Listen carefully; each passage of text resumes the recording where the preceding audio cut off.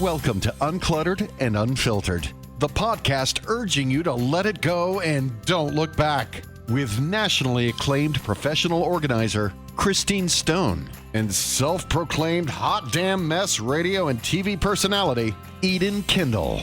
Welcome back to another edition of Uncluttered and Unfiltered, the podcast with Eden and Christine. So excited to be back. So let's talk for a second before we launch into our first ever guest, which we're excited about. Let's talk about some of the feedback we've had so far, because it's been exciting. It's amazing feedback. I've gotten from all men, women, everybody is loving this podcast. I really do think there was a need for it out there. I think so too. I think the fact that we have said all are welcome, but if you are 50 and over, you've found your people. Yes. So many people have been sending me pictures of their closets before and after from our first episode. And I'm like, listen, I'm not the one who is a good judge of this, but even with my eyes, I can tell you have done a lot of really great things, and they say it's based on that first episode. So gosh, that makes me feel great. Really, I feel great. You've helped a lot of people. A lot of people have reached out about that one episode too. So we'll definitely be tackling that in the future. Some more areas in the house and how to just get your life organized a little bit better. Today's show, though, we are actually about to have our first ever guest, and she happens to be a childhood friend of mine, a sorority sister of mine. Our lives have intersected for years and years and years and years. And Dana Clarfield is with us right now, and I have her bio here, but I just as soon introduce her and talk about her in front of her face. By the way, we do have a YouTube channel now, so if you're listening to this, and I would suggest going back and watching this because Dana will be showing us some movements. Yes, and let me tell you, I have been stalking her Instagram and doing some of the movements, and I mean, it really is helping a lot for, the person who doesn't exercise like you. So let's talk about Dana and who she is. She is a personal trainer. She is certified in many things. Most recently, she went and got this very difficult certification in kettlebells, but we'll talk about that. Dana's claim to fame, though, what people really love about her and about her Instagram is that she really speaks to the person who maybe doesn't get out and run 10 miles every morning or lift heavy weights or rock the pull-ups. She's talking to people who need to live their life to the fullest each and every day, and going through movements is the way to do that. Hi, Dana. Hi, guys. I'm so happy to be here. Thank you for having me. I feel so humbled, like first guest. Oh, well, you really are inspiring. Let's talk about first some of the reasons you even decided to educate yourself about movement. You had some injuries, you've had some surgeries. What brought you to the point you're at now? Wow, it's a long story, but long story short, as people say, so cliche. But I've been fitnessing my entire life since I was turned on to fitness in I think it was 1980 or 81 when I got hooked up on fitness when I took my very first jazzercise class at a Greek Orthodox church with terrazzo floors, wearing Keds and scrunchy E.G. What are those E.G. Smith socks? I can picture you. I can picture you. But then again, we were Jane friends. Fonda days. Yes. We were friends in the 80s, so I had my hair. Yeah. Yep. Oh my gosh. So I was hooked from my very first fitness class. I loved it. I was like a group fitness junkie all through the 80s, all through the 90s. And then into the 2000s, I started, anything that was fitness, I tried it, whether it was kickboxing, step aerobics, whatever it was. But then, after life happens and you get married, have kids, or, have work, stressful jobs, stressful family situations, I started fitnessing differently. And all that led me to have some orthopedic injuries. I had injuries to both feet, where I had surgery, back surgery. I have had a hysterectomy, like probably many of our listeners, for other, various reasons. Let's stop right here. Everybody raise your hand if you've had a hysterectomy. 1, 2, 3 of us. All three. Trifecta. Yep. Yeah. Isn't that interesting? That's a story for another it's not day. Something, yeah. Yeah. There's a website called Hister Sisters. Have you heard of that? I have heard of that. I have. I actually warned Christine when she first had hers, be careful when you go on there because it could scare you, but it's also good support. Yes. We'll come back to that another day. But so here you are realizing that you have to approach things differently, and you probably also are realizing that there are a lot of us out there that could use the wisdom that you're collecting. Yeah, 100%. So post orthopedic surgeries and recovery, searching for, ways to move better and maybe do things differently, but still be able to move. I found things like more functional ways of moving. And that's where I learned about kettlebells and something I do called animal flow, which does not involve dogs or goats or pigs or anything. And just generally about thinking about fitness, not only as just a workout or exercise, but as actual movement and something that should translate to basically your everyday life. So everything we do really in life is movement based, but our modern society has us not really moving like humans anymore. So I really try to give people a different lens and get people moving more human again and feeling better. So, Christine, why don't you tell Dana what you're doing now behind the wheel of your car, which is something that she had advised on her Instagram page? Well, I started reading some of her posts and I decided to try a couple of them. And I have to tell you, the one where you're backing out of your driveway, not using your cameras, because I always use my cameras. And I started doing the twist where you turn all the way around to look and go the other way. And I have to tell you, not only did it feel good, but I was like, there's something to this. And then there was one where you get up off the ground. And I have to tell you, when you're 60, getting up off the ground should be simple, but it's just not. So I've been doing that as well. And that exerts some energy just sitting on the ground and trying to get up. So I definitely think this is the way to go for me. Just starting slow with simple tips. I love her tips that she gives because they're kind of like what I do in my business, where you don't have to go balls to the walls, as she says, but you can just start slow and do one thing a day or one thing a week and not have to be so crazy. Dana, will you take us through the getting up and sitting down on the floor? And I see you have a friend there too. I would love to. For those watching on YouTube, Milo just walked in to say hello. Yeah, Miles is like he's my 15-year-old lab rescue from the street. So I love to talk to people. Even when I work with clients, we always start with the ground, and our ground is our best friend because people feel once they're down there, they feel safe here. You can't fall once you're here. But the goal for all of us really basically is not to be the victim of the I've fallen and I can't get up commercial, right? So we've all seen that.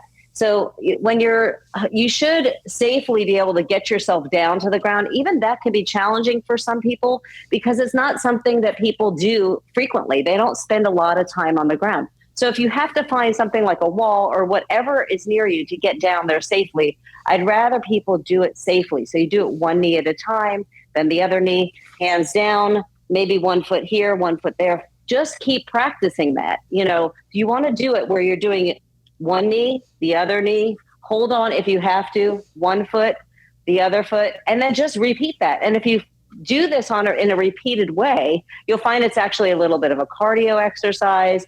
And it's really good for your knees actually to expose the tissue over time to that discomfort. You have to start getting comfortable being uncomfortable so you're more comfortable later. Does that make sense? It makes perfect sense. And I want to just call out the disparity of something, okay? So let's say, I have a lot of friends that are pretty intense athletes. They'll and they might be listening to this thinking, well, that's something I don't really need to do. Let me tell you something. I can run and run and run, but there are days where I can't possibly consider sitting on the floor cross-legged and then getting back up again. And I think that's going to come back to haunt me one day. I think, because I don't run ever, I think it is the smaller things, the stretching as you get older, that helps so much with your joints, with your knees, with your hips, with everything. I just think that as I've gotten older, sitting in bed with your iPad and you're hunched over, your neck starts to bother you, things that are everyday issues that people struggle from, sitting at a computer. I just think that these quick tips are something I can achieve. You have to run and run. I just have to achieve these small little tips. And I have to not overlook those things. That's an important thing to remember as well. Dana, what other things would you say to somebody who maybe they're like, listen, I don't want to go to a gym. I'm not trying to be super fit. But like what we just discussed, you've got to be doing these little things to keep your livelihood. Yeah, well, I want to also address something that you said that, you can run and run and run, but you find sometimes doing some of these things very challenging. But you have to remember also, a lot of times, if you're finding these things challenging, or even painful, some people find them painful, so they'll avoid them. But remember that there's a request there in your body going on for a little bit of a change. So it's really good to kind of expose your body to these things in a safe way. So the other thing you can do, if you find something painful, go to a range of motion. Like, a lot of people won't do squats because they're finding like knee pain. But basically, if you look around the world outside of where we live, outside of our Western culture, there are plenty of cultures that spend the day like this. Squatting. So another thing you can do, and squatting. One of my favorite things to do is recommend to people is go for short walks. Walking is cumulative. You could do it 5 minutes at a time. You could do it 1 minute at a time.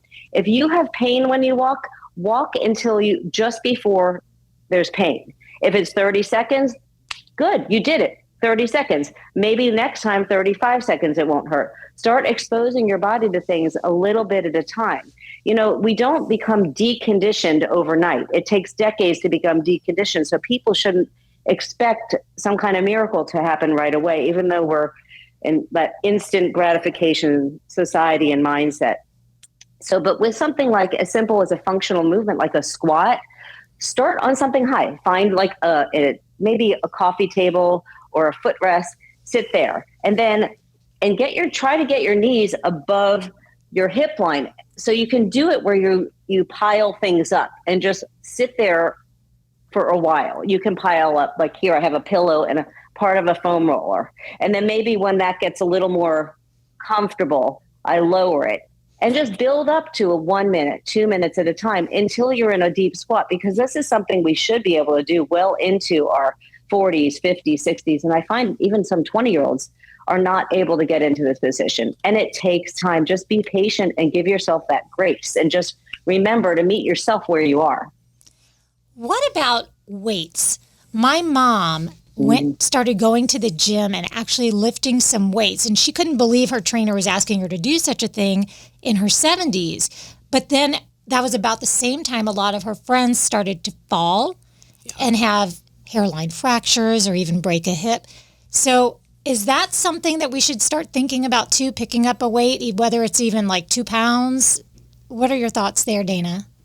I have a lot of thoughts on this, so I'm going to try to not have like an explosion, but there is such a disconnect, and it's a myth that you will get bulky from lifting weights. Now a lot of people have these 2 pound and 5 pound weights, and I'm glad that they're using them. I'm glad that they're doing high reps and all those things, but you can't get strong lifting light weights. It's just scientifically impossible. The only way you're going to actually rebuild muscle is exposure over time and some kind of progressive load. So you have to start small, and then you have to go into cycles. And that's why people really should use a coach, so they can keep track of their progress and do it safely. And we have, we have evidence now of people actually rebuilding bone and tissue by lifting weights. And there's nothing better for people, especially over 50, since we have loss of estrogen, to rebuild those bones and kind of start.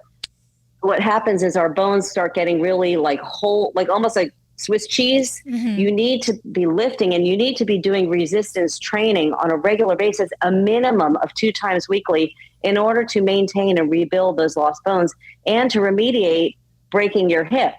Since training with kettlebells, I had this is a great example, and I went to the doctor for a bone density test. I've only had 2, and I believe it was last year or the year before. He said, I have not seen anything like this. He goes, your bone density has increased by like 7%. Wow. And I am 55 years old. So, and people think just because I'm a trainer or they see my Instagram that I work out every day. I strength train 3 times a week, sometimes for 1 hour, maybe an hour and 15 minutes. That is it. You can increase your bone density by training with weights, but in a safe way, twice a week. But it's not the way we thought it was. If you're still fitnessing the way you were in 1980 something, I encourage people to do their research, reach out to me for if you have questions. Things have changed. We have the science now that we didn't have before. And there are safer ways to progress yourself without going in and using the machines and the things that we used to do, because it's just a whole different world out there that most people just don't have the exposure to because they don't have the time or the interest in really learning about it. So that's why professionals like us, that's our job, to learn it and impart that knowledge. Let me ask you a question about the training experience. And you agreed to do this as our first guest because I asked you because we're longtime friends and because Christine and I are obsessed with you on Instagram, which is, I want to make sure we get it right. Dana Stays Fit? Dana Stays Fit.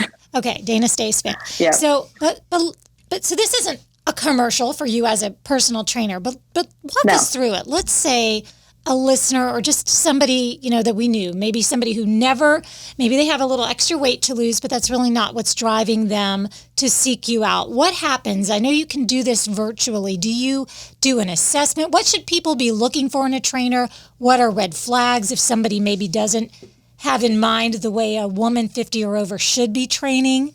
Because I've seen that a lot too. I've seen that a lot where people look at me and just say, oh, you could easily do that. I'm like, I'm 60. I'm not 25, 35. So I do think that should play some role, Mm-hmm. Absolutely. Absolutely. And you have to remember that just because you can do something, like I can run, but I shouldn't run because there are certain prerequisites that you have to have before running to avoid injury. And you have to find somebody who's qualified to know if you're somebody who should be going out for a run, or, to know if it's okay to put a weight in somebody's hand and have them squat with weight. If they don't have the core stability, or if they have some kind of what we call like a valgus knee cave, you want to look at the things above and below where the imbalance is happening or the pain is happening. So I will assess a client. The first session, all the sessions are usually about an hour, and I always run them through an assessment so I can see how they're moving in their own body. And you need to assess for pain, and you need to remove certain exercises or certain training implements until they can do those pain-free, or until you fix other things that allows them to add those back in safely. So a red flag would be a trainer I would see in a big box gym, for instance, and I have seen this time after time, and I have to bite my tongue, or I have to actually, sometimes I will literally turn the other way when I'm in a big box gym, because it makes my heart ache, because I'll see a trainer work with somebody at any age, and I think to myself, oh my gosh, they're going to head down this road that it's not going to end well. So you want somebody who's going to look at the way you're moving, and they shouldn't be training you until you're sore or until you're at failure. Unless you're a physique competitor, you don't need to be working on each muscle. The body works as a whole. Nothing moves in isolation. So much so that here's a little fun fact. If you blink, your neck muscles fire. There's nothing in the world or in your body that works alone. So training today really should look like a whole body experience. We have to look at everything from the way the feet are functioning to your ankles and how they work, and how your single leg stability is. So there are so many things that somebody who is experienced and educated will look at, as opposed to somebody who's just a trainer in a gym who wants to run you through a workout. So it should be really training. This is why it's called training. You have to learn it, just like training wheels on a bike. You have to learn with the wheels, and then you take off the wheels, and then you're off. Everything is, there's a definite systematic way to training. So I want to go back to what you said about single leg stability, because I think this is a big one. Falling down is an issue for women as they get older, men too, of course. Mm-hmm. And I know Dana, first of all, is a fan of bare feet or very minimalistic shoes for stability purposes. And she comes to that through surgery on her feet and this kind of thing. But let's talk about, can you show us, and remember, we are going to explain it in a way that people just listening can understand, but at the same time, we also have you on our YouTube channel as well. Can you kind of show us what that means to do a single leg exercise?